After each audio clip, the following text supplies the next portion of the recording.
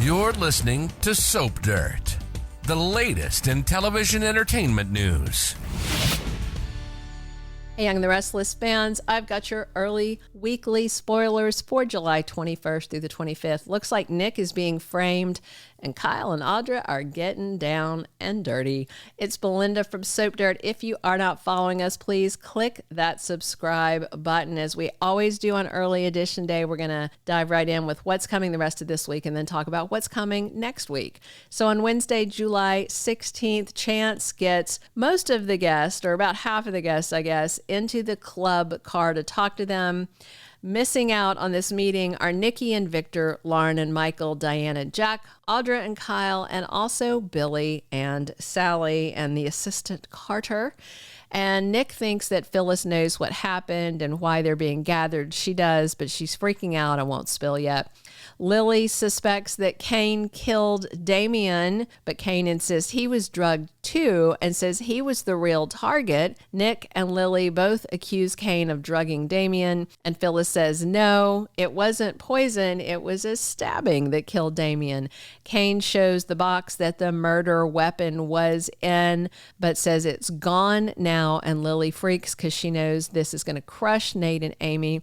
And Amanda insists that nobody else is in danger except for Kane, who agrees that the others are likely safe. Chance starts his interviews one-on-one with Phyllis, who says that she got lost in the maze and she was with Jack and Diane, but then she broke off from them and hasn't seen them since. She tells Chance the maze walls were changed around to be more confusing. Phyllis says she walked up on Kane, who was holding already dying or dead Damien. Phyllis says neither of them touched the knife. She does not think Kane did it, and Chance wants to know if Phyllis is covering for Kane to get a job because, let's face it, Chance knows that Phyllis is a liar. Plus, she reminds him that the alcohol, glasses, and knife all disappeared while Chance was with Kane. So that should, rationalize what she's saying and justify it. Nick tells Sharon he thinks Kane's going to try and blame Victor for this stabbing, and they hope that Michael will help Victor. And then Nick and Sharon worry how this will affect Phyllis, since they think she's still traumatized from the whole kidnapping ordeal. Amanda grills Kane. He insists he's innocent, but Amanda says this looks really bad for him. Kane says the drugged booze and the knife were both meant to kill him, and they wonder who did it. And Kane says Victor's, wicked, and Nick's got a bad temper. Amanda suggests that they call the French authorities and drop the lie that they're out of contact with the outside world, but he won't hear about that. Lily tells Abby and Devon this might have been her fault because she told Kane that she's with Damien now and then dead.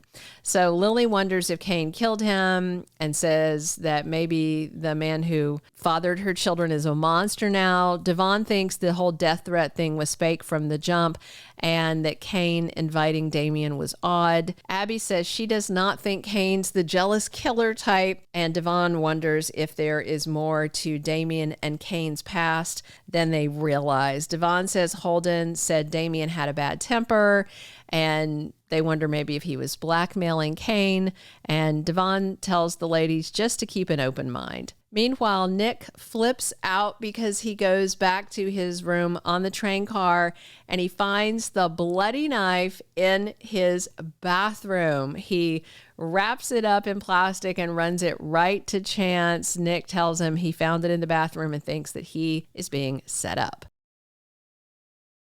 On Thursday, July 17th, Victor is determined not to let Kane win. So Victor may think that Kane's setting him up or Nick up since the knife was found in Nick's bathroom. I'm guessing Victor will get Michael involved, and Victor may try and throw all the accusations towards Kane since he was the one with Damien. So Kane is on the defensive on Thursday. Everybody suspects him except for Amanda and Phyllis, it seems. Accusations are flying. Actually, I think Abby doesn't really suspect him either. Anyway, his prints may be on the knife since it was his knife, but it's not like Chance is going to be able to run fingerprints from there. If he does, that's absolute nonsense. Lily may sling more accusation, and Devon seems intent on thinking Kane made up the death threat that brought Chance there. Lily gives some damaging info about Kane to Chance, and Lily may tell Chance that Kane was pushing to reunite. He was super jealous, and right after Lily said she was with Damien now, well, he's dead. And Kane was alone with him after insisting on talking to Damien alone. So the optics are bad. Friday, July 18th, the lines blur for Audra and Kyle. Are they going to end up in bed doing the deed, or is this just going to be a kissing and groping situation? You know, Damien's murder may leave them shaken and causing them to cross lines. At funerals, people get carried away in weddings. Anytime there's a whole bunch of emotions, people do bad things. Billy gets a painful reality check from Jack. He may tell Billy the deal's off. He's not going to fund a company for Billy to have somebody else run, and needs to let go of the Victor thing. And this mess with Kane may just make it all more real to Jack that he just can't approve of a plan where he's financing Billy while he's getting involved with Kane, and they're chasing after Victor, and then there's this murder thing. It's just too much.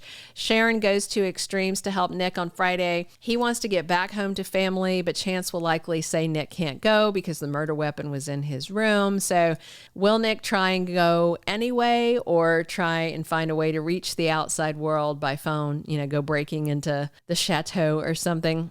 The week of July 21st through the 25th, Kyle and Audra worry about what they did. We don't know yet how far they go, but obviously they've betrayed Nate and Claire, and they are suffering some guilt after the passion cools off from that moment. Billy may start to spiral and may double down on making a deal with Kane, even given the whole murder thing. He may think, screw Jack, I want Chancellor, and ask Kane, let me know how I can help. Let's pin this on Victor, because Billy would love that. Suspicions continue to grow about Kane. I wonder if there's going to be any other dangerous incidences or not. If he really is the target, then the would-be killer of Kane may try again. Amanda defends her boss against accusers. Victor remains determined. He wants out of there and tells Chance, call the damned cops, and let's wrap this up. Kane is clearly guilty. Call the French police. Lily is absolutely reeling. She's sick over the idea of having to tell Amy and Nate that Damien is dead, and she's blaming herself, obviously. Nick insists that he is innocent, and he's going to grill Phyllis some more, thinking that she might be covering for Kane because she's questioning that partnership and she's feeling adrift. Kane's questioned about his past with Damien and what he's holding back, and Amanda again presses Kane to call in the real French police. Thank you for being a loyal listener. Follow us wherever you get your podcast, because you don't want to miss the next episode. Soap Dirt is on all the major podcast platforms, including Apple Podcast, Spotify, iHeartRadio, and more.